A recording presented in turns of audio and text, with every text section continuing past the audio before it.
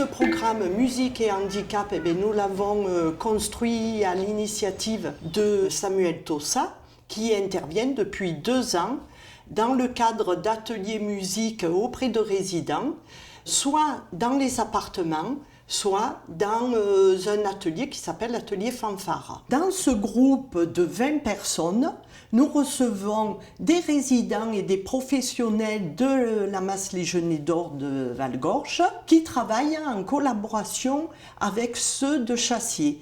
Ça permet de croiser avec Samuel le travail de ces 2 masses, aux professionnels de se rencontrer et aussi aux résidents de rencontrer d'autres personnes, des personnes qu'ils n'ont jamais vues, et par ce volet-là de la rencontre et de l'échange, travailler le volet socialisation qui fait partie d'un volet des projets personnalisés. Aujourd'hui, donc, l'activité et le festival sont co-organisés, très clairement.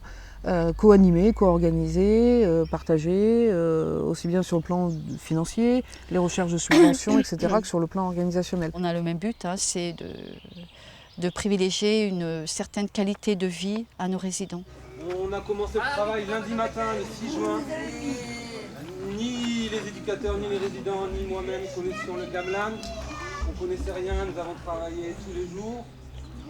Et voilà, le travail que nous avons créé en 4 jours et demi. S'il vous plaît, encore un applaudissement.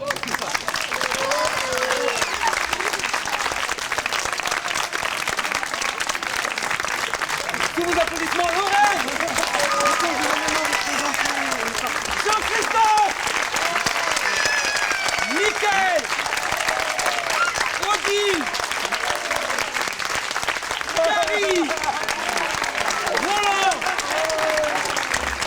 Batia, Thierry, Angélique, Morgane, Moura, Jean-Pierre et Francis.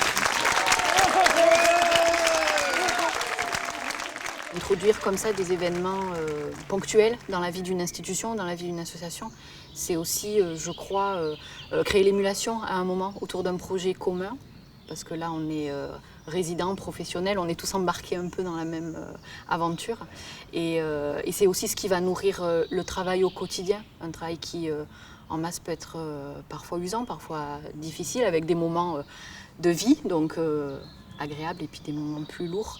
Et ce genre d'événement comme ça va venir aussi créer une bulle dans le quotidien des professionnels, des résidents, et puis faire les souvenirs nécessaires pour continuer le travail auprès d'eux.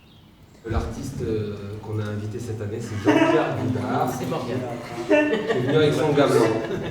Ce gamelan, je l'ai fait construire en 1999 en Indonésie et plus précisément à Bali. Ce qui est important de savoir, c'est que ce gamelan, de manière traditionnelle, tout le monde connaît tous les postes, c'est-à-dire qu'on n'est pas comme dans les orchestres ou la musique occidentale, on joue de tel instrument et de pas d'autres, parfois de 2, mais c'est beaucoup moins fréquent. Là, sur un gamelan, tout le monde sait tout faire.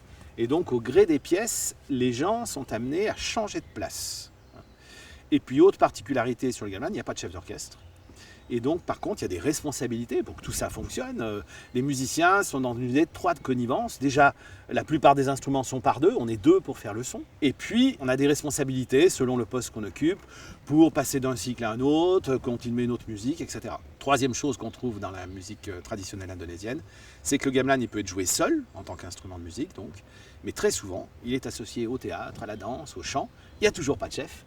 Mais cette fois, les musiciens se repèrent sur la posture, la position dans l'espace qu'occupe tel ou tel comédien, etc.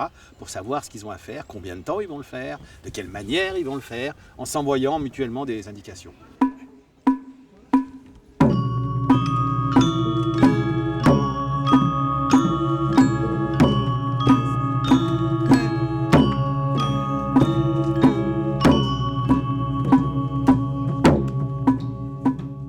Cette ouverture au milieu ordinaire permet l'exercice de la citoyenneté, mais permet également la rencontre de l'autre. Quand on rencontre l'autre, il nous fera moins peur. C'est une avancée importante.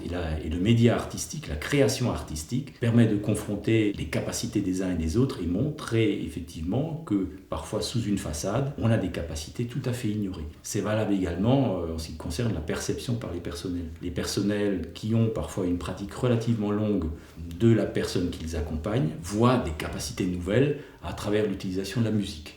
Et ont redécouvert les personnes qui travaillent avec elles ou qui vivent avec elles au quotidien dans les établissements sous un autre jour, étonnés par les capacités qui se révèlent très très vite et leur capacité d'adaptation. C'est des résidents que souvent à tort on pense dans l'absence de communication, ils sont en permanence dans la communication.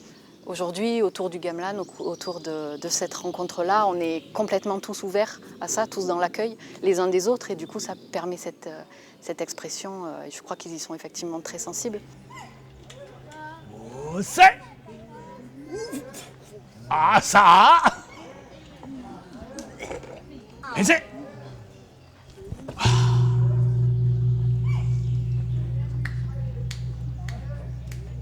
ça va on doit bosser ça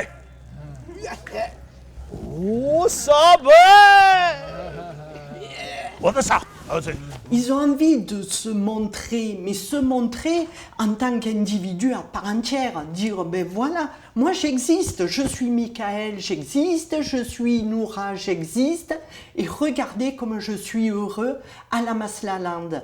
Et ils sont heureux parce que cette semaine-là leur amène cette possibilité d'expression et de nous dire merci et j'existe et je suis là. Tout au long de ce chemin que nous avons eu pendant 5 jours, il y a eu des moments très forts, même si parfois le handicap faisait qu'on ne pouvait pas avoir une précision de geste satisfaisante musicalement, les personnes étaient quand même avec nous, ça se voyait dans le sourire, dans la manière dont le corps essayait d'être dans une pulsation partagée avec les autres. Chez chaque résident, j'ai vu des choses que moi, par mes ateliers hebdomadaires, je n'avais pas encore vues. Et ça, c'est grâce à cette intensité, à cette semaine, 5 jours non-stop de musique, ensemble, à travailler, à jouer, à s'écouter. Et ça fait sortir des choses. Ça, c'est très très fort. Et puis aussi, ces projets, ils permettent sur le long terme, cette édition de Musique et Handicap, elle permet de sortir du quotidien, mais elle permet aussi de donner du sens à mes activités, à mes ateliers hebdomadaires. Et ça donne du sens à mon métier, au travail que je fais avec les résidents et avec les équipes.